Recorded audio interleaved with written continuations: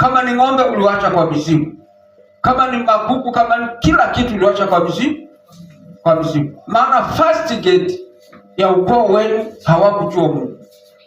Walijua miungu. Haleluya. Kama ni kwa geti zenu, vichwa za kondoo ndio ziko. Na ndio mnaambiwa ndio Mungu. Kama ni kwa mashamba, vichwa za kuku ndio ziko. Hiyo ndio Mungu. Vichwa za mapusi, vichwa sijui za nini. Sasa wao watu waliamini hivyo. Na kama sasa watu walienda kanisani, bado wanaamini kwamba atakosa nasikia mtu mwingine akisema, peke msevi kwa kanisa. Ndichezero. Na nipata sasa. Sasa mtu hata kama ako kanisani, na mtu umempatia mzee wa kanisa. Na anasema mbele, wale wanambegea mzee. Nafikiri mtu ako pamoja na wewe. Hayuko hapo. Bwana sana. Wacha tuende kwa Biblia. Nataka kusoma Luka 19. Na wale wanaotufuatia huko kwa Facebook, kwa YouTube, kwa Instagram, kwa TikTok, utatupata huko. Watu wengi sana wanaulizaga hapo ni wapi? Hapa ni Taita, mahali kunaitwa Josa. Hapa ni madukani. Unauliza Baraka, naitwa Baraka Christian Fellowship Ministry. Kiongozwa na Apostle Nelson Mumburi. Wacha tusome neno ili uweze kusikia. Hapa hakuna magonjwa yasiyopona. Hata kama umefungwa na laana ambayo kifuli katupwa kwa bahari, Mungu anaponya watu, anafungua watu. Na wengi wameshuhudia. Na Mungu anazidi kufanya kazi na anazidi kutenda kazi. Biblia inasema hivi. Naye alipoingia Jericho, alipita katikati yake. Na tazama, palikuwa na mtu jina lake Zakayo, mkubwa mmoja katika watoza ushuru, naye ni tajiri. Huyo alikuwa akitafuta kumwona Yesu, na mtu wa namna gani asiweze kwa sababu ya umati wa watu, maana ni mfupi wa kimo. Akatangulia mbio, akapanda juu ya mkuyu apate kumwona, kwa kuwa atakuja kupitia njia ile. Bwana asifiwe sana. Hii inakuwa kama hadithi, lakini ni neno la Mungu. Huyu mtu alikuwa ni mkubwa ya watoza ushuru. Watoza ushuru ni watu gani? Watu wa KRA. Bwana asifiwe sana. Na alikuwa ni mdosi. Na Biblia inasema kwamba pia alikuwa ni tajiri. Hata kama alikuwa anafanya kazi, lakini alikuwa ni tajiri. Lakini tunaona sana alikuwa anataka kumwona Yesu. Na alipokuwa anataka kumwona Yesu kwa sababu ya umati. Na yeye binasema kwamba yeye alikuwa ni mfupi. Alikuwa kama kina watu wanajitaka mara. Alikuwa ni mtu mfupi, kwa hivyo hangeweza hata akikuja na ni watu kwa barabara ama ni watu wako katika mji, ni ngumu kuweza kumfikia. Bwana sana. Sasa jambo lililofanyika pale, hata kama alikuwa ni tajiri, Yesu alikuwa anajua katika jiji lile la Jericho kuna mtu mtoza ushuru, ni mkubwa wa watoza ushuru, pia yeye ni tajiri, na moyo wake umefunguka, anataka kumwona Yesu. Haleluya. Kwa hivyo Yesu, mahali popote wewe uko, Yesu anahitaji mtu ambaye anayemtafuta Yesu. Huyu mtu hakuwa ameokoka. Haleluya. Yeye alikuwa anajua kwamba Yesu anaokoaga, lakini hakuwa ameokoka. Yeye alikuwa anajua kwamba hata akiwa wapi yeye anafurahia. Na yeye ameona tu kuamua, wacha nimuone huyo mtu wa mtenda miujiza. Lakini hapa unakuta Biblia inasema yeye akakimbia akaenda mbele ya umati wa watu, na alipoenda akaenda akapanda juu ya mti ambao unaitwa mkuyu. Yeye akangojea pale. Haleluya. Kuna watu walioenda wanajua kabisa Yesu atapita kwa neno. Yesu anapita katika mji wetu. Yesu anapita hata katika hospitali. Mtu hapo katika hospitali, mtu hapo katika ndani ya hospitali, Yesu anapita. Lakini hapa binasema nini? Huyu jamaa akawa amepanda juu ya mkuyu. Juu ya mkuyu ni kwamba kuna madhabahu zake alikuwa amepanda. Haleluya.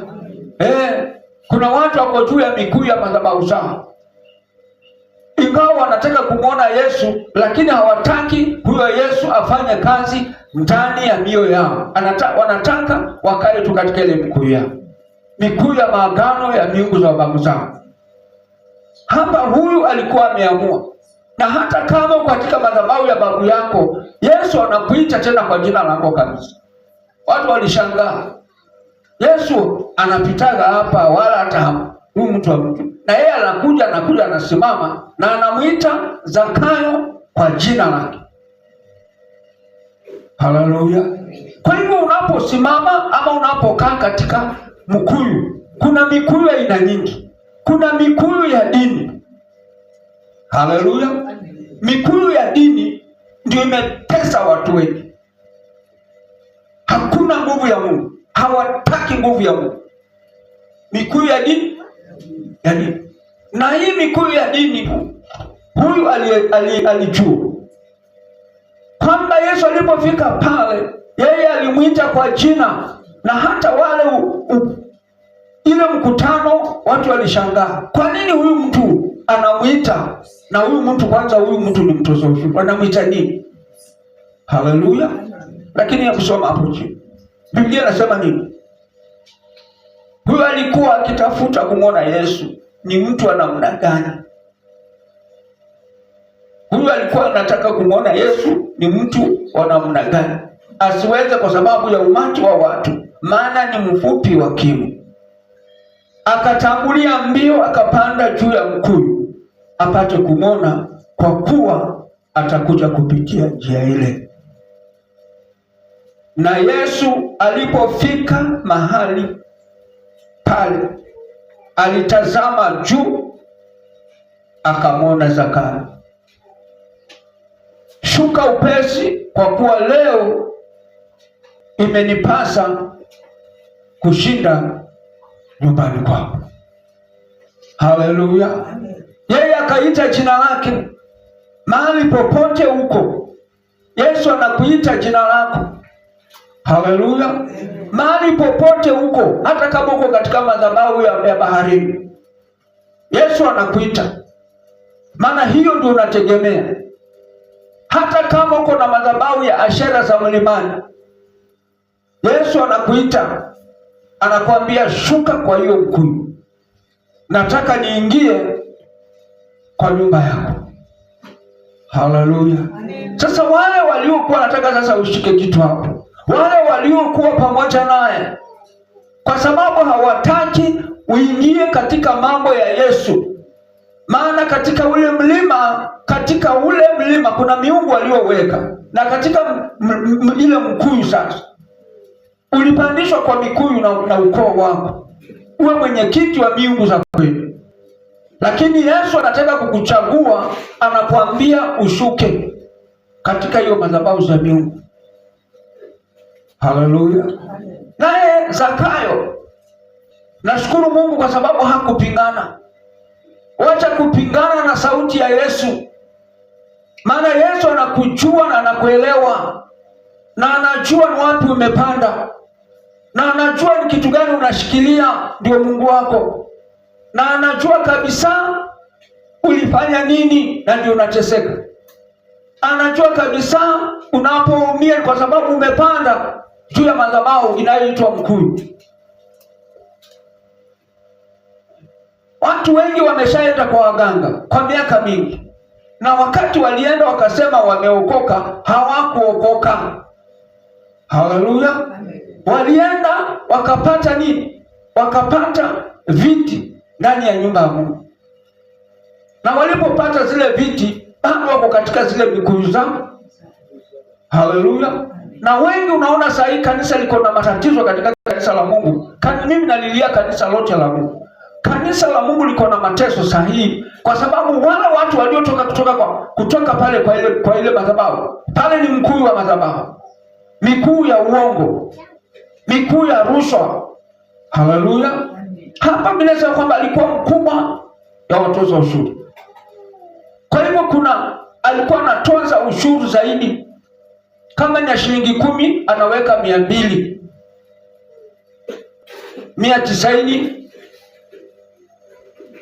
wanasema. Na Biblia hapa inasemaje? Inasema mimi wokovu umeshafika kwako. Haleluya. Sasa Zakayo hapa wokovu imefanya nini?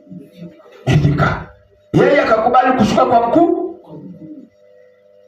Biblia inasema wakati wokovu imemfikia, aliupokea ule wokovu kwa roho moja.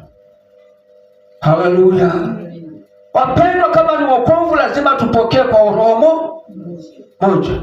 Na hapa ni jambo lililo na uwezo mkubwa, maana amekubali Yesu. Yesu wa baraka zote, Yesu wa kuondoa kila kitu. Alipoenda wakaingia kwa nyumba. Maana nao sasa lekadende mpaka nyumba. Haleluya. Sasa kuna watu walipata wokovu. Tunataka turudi hapo kidogo. Kuna watu walipata wokovu. Kuna watu walifurahia. Injili imehubiriwa, akasema, "Ai! Ana mkono bana huko. Ana mkono Yesu na mbona." Na kuna mtumishi wa Mungu na kanisa kuchoka hapo mbele. Yako mala konyereka.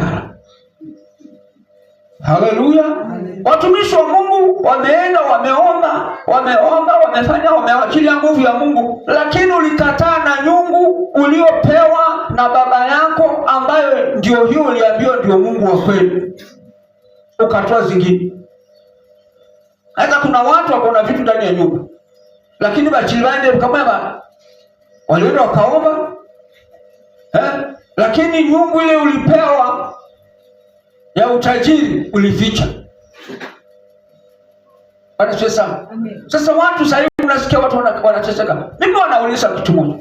Mtu aliye ndani ya nyumba ya Mungu, Mungu anauliza, kwa Enas alikuwa anasema, kwa Bwana kwa Israeli hakuna tasa. Kwa Israeli hakuna hii. Kwa Israeli kila kitu ikatajwa. Kwa nini hivi vitu ziko hapo ndani? Lazima uchokore, uangalie kitu gani. Biblia hapo chini inasema nini? Na Yesu alipofika mahali pale, alitazama juu, akamwambia Zakayo, "Shuka upesi, kwa kuwa leo imenipasa kushinda nyumbani kwako." Haleluya. Yesu ni wa huruma. Haijalishi huyu aliiba pesa ngapi akizificha. Ni wa huruma. Maana alikuwa ni mkubwa. Haijalishi umeroga miaka ngapi. Haijalishi umerogwa miaka ngapi. Haijalishi, lakini Yesu ni wa huruma. Akamwambia wokovu imefika nyumbani kwako. Si barabarani tena. Walienda mpaka nyumbani kwa Zakayo. Yesu akaingia pale. Na watu wakamfuata. Huyu mtu ni mwenye dhambi.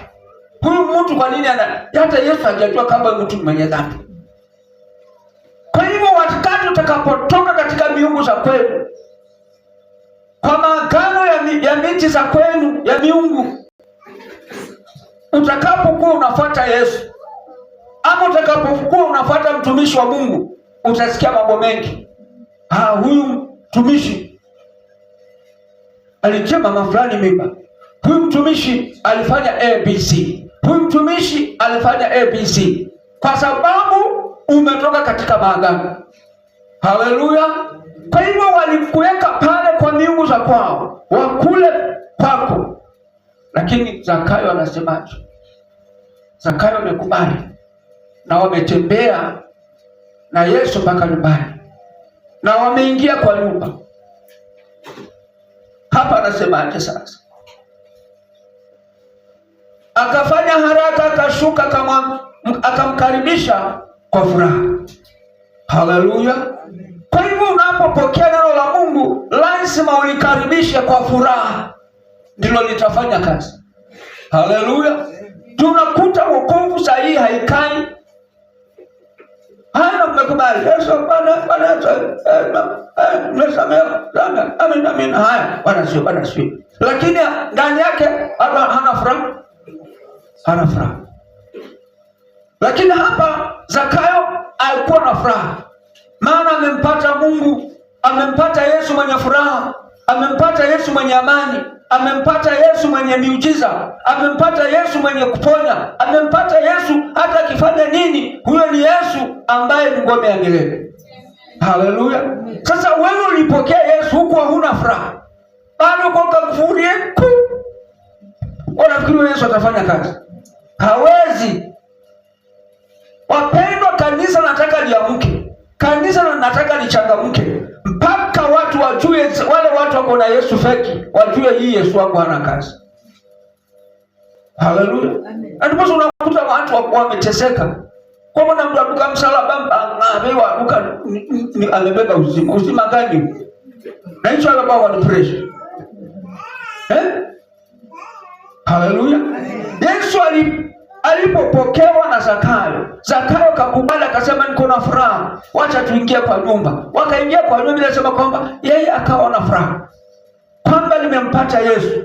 Je, mpendwa, kutoka umesema umepata Yesu, una furaha kwamba Bwana alisasa, kwa sababu huna furaha? Haleluya. Usiku huna furaha kwa la noro makilo mazagazaga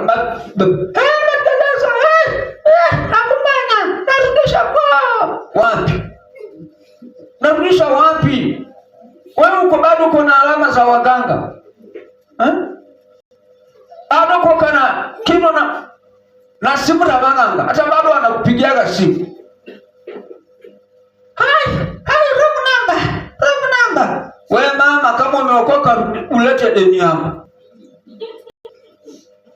Katika jina la Yesu nimefunga. Wapi? Nafunga nini? Si mlipata na ukipeleka kuku ndogo ukiende kikwa kama upeleke tena nyingine kuku. Ndio ikaje hivi.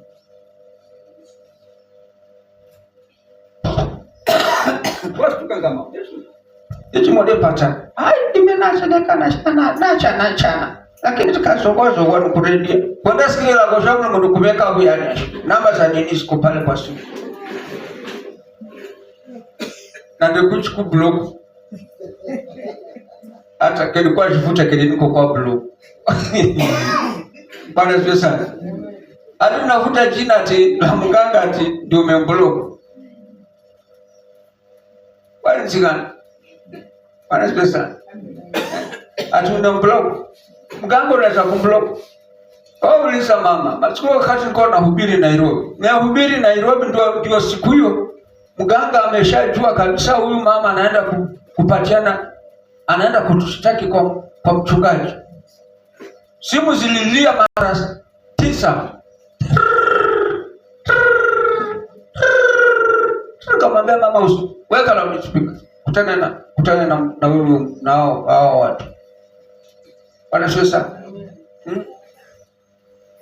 Wewe mama, usipatane dawa yangu. Ukipatana dawa yangu utafunga mavi na mkojo.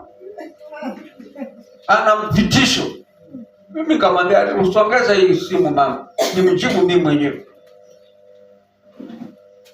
Uwe mwenye. Na Mungu alishuka pale wao walishauri walipo. Bwana sasa. Sasa ni kwamba wakati utakapokuwa na furaha katika neno la Mungu, utakapojua ni Yesu gani umebeba. Haleluya. Pengine kwa kana Yesu wa wasiwasi, ama pengine kutoka umepokea huyo Yesu bado hujamjua kwamba huyu Yesu ni mwenye uwezo mkubwa. Bwana tu bana ukaso. Tabele bana beza no bende Mungu. Tawo ndanu one wo Yesu. Maana yake utakutana na watu. Pero mwabere ndebeke mwabere ta Mungu. ndio kuna mtu kuwika. Bwana sasa. Lakini Yesu mwenyewe alisema ninaenda na narudi kwa wale niliowachagua. Sasa wale waliowachagua kama vile huyu amechaguliwa na amani itakuwa ndani yake na furaha, lazima Yesu atabaki katika maisha ya huyu mtu. Atakuwa akionyeshwa direction ya kwenda mbinguni. Na kusoma Biblia inasema nini? Kina Simoni Petro wakati wanaenda mbinguni wako karibu. Walitangaza hata kifo chake. Sema Bwana naona sasa maskani yangu iko karibu. Haleluya. Sasa bana watu wakwenda kama pikina pushi wamekunywa maziwa na pigwa na mpaka wanazimisha. Watu wa Mungu ni watu waliohesabiwa haki katika maisha yao. Na ni watu wa kuonyesha mambo ya mbinguni. Wacha tuendelee hapo mbele. Hapo chini nasema hata watu walipoona walinung'unika, watu wakasema ameingia kukaa kwa mwenye dhambi. Zakayo akasimama akamwambia Bwana, tazama Bwana, nusu ya mali yangu nawapa maskini, na ikiwa nimenyang'anya mtu kitu kwa hila namrudishia mara nne. Haleluya. Alipokuwa na furaha na kufunguliwa, yeye akasema kama nimenyang'anya mtu namrudishia mara ngapi? Mara nne. Kwa hivyo ni kitu cha uwezo wa Mungu. Hapo alikutana na Yesu mwenyewe. Alikutana na nguvu ya Mungu ya kubadilisha. Haleluya. Sasa unakuta saa hii watu wengi wako na mateso, wale watu wengi wanazungumzaga, wale watu wanasema wameokoka. Wale watu wameokoka. Kuna mambo walifanya. Naona Zakayo hapa anasema kama niliibia mtu, amrudisha mara. Na alipopeana nilisema kwamba ile vitu zilibaki alipatiana maskini. Hata kuna watu wakati waliokoka, naona huyu alikuwa ni mtoza ushuru. Alikuwa na vitu ambavyo si vyake, lakini alikubali kuviondoa. Halo? Sasa kitu ambacho kiko katika moyo wako ambacho si chako, ondoa. Haleluya. Kama wewe ni mtu wa hasira, hiyo haiwezi kaa pamoja na Yesu mpaka uondoe. Ndio Yesu alete furaha kwa moyo. Ndio Yesu alete amani kwa moyo. Ndio Yesu aweze kukubariki. Halo? Kitu ambacho kinatesa wanadamu sahihi, moyo wako uko vipi na Mungu? Je, wewe ni mtu wa kusamehe? Hakuna. Nilikuwa nazungumza siku moja hapa na kanisa. Kwambia unajua sisi tumeenda mpaka tumeitwa mpaka unakuwa na mother in law nini? Weke mkama. Haleluya. Sasa kama wewe huwezi kukaa katika maisha ya Yesu, hutawezana na wao. Kwanza kuna wale watu ambao bado ana kikala. Mimi nakitaka kikala ama sio nakita. Biblia inasema hapa wazi, kijana na mjana atawacha babake, watakuwa mlimo. Kwa kuwa nyumba yao kwa 10 kila kijana atina na rumu yake. Unafikiri kutakuwa na amani katika hiyo nyumba? Hakuna. Weke ni lukundo. Dada kaseme dada shaga kumwesha. Huyu mwingine anataka mafuta, huyu mwingine anataka chumvi, yule mwingine hataki chumvi. Huyu mwingine amekula sukuma leo, kesho anataka nyama. Huyu mwingine anataka tu marage, huyu mwingine anataka mchele ya yellow. Mtawezana kwa hiyo nini? Gumu. Haleluya. Kwa hivyo wapendwa, kama tumeokoka, wacha mambo ya kizamani tuache. Bali tulikulia mambo ya kizamani. Sasa hivi watu wa Mungu wacha wakae kimungu. Bwana siwe sana. Kama nilisikia siku nyingine mpaka nikasikia hivi. Maana yule watu ndikalamu. Yule mama ameenda kwa ujuasiwa nyamka mwana waenda modeni. Peloma. Jala bona kiafio. Uchi ke tani abiko. Kama na huya. Amba. Tena kwa wana klabu chini. Ani ni mwana. Naiba inshallah na. Sasa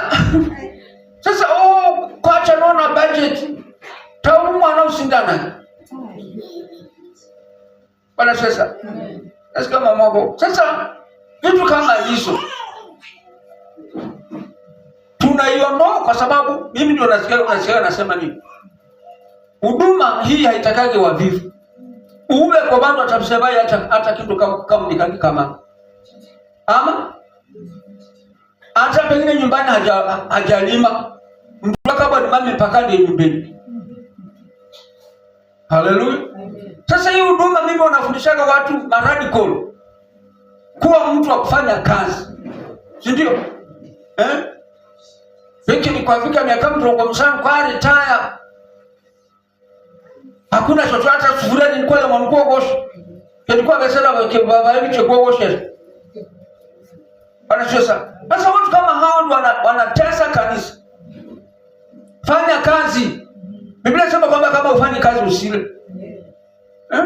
Hiyo ni injili.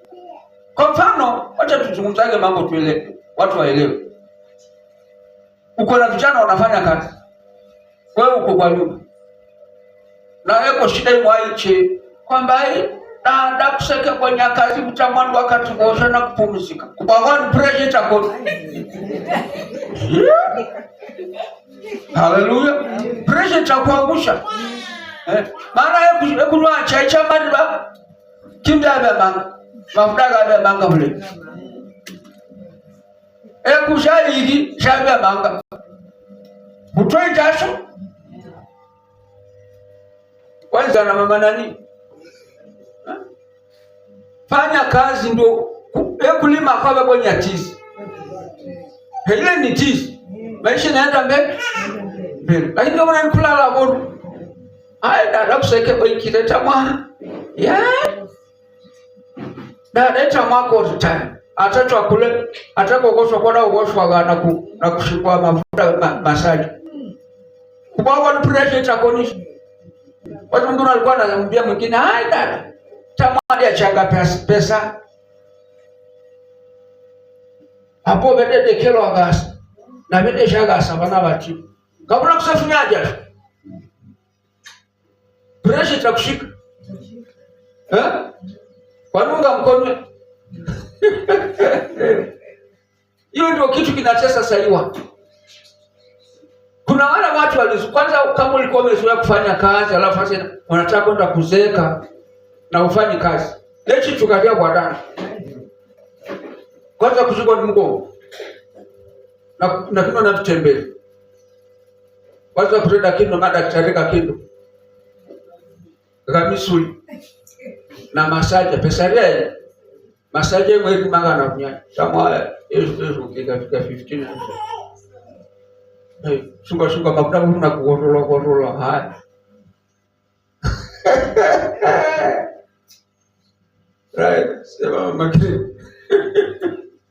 No. Sasa ni wao hukumoni kujielewa. Lazima wewe mwenyewe ujielewe wewe ni nani.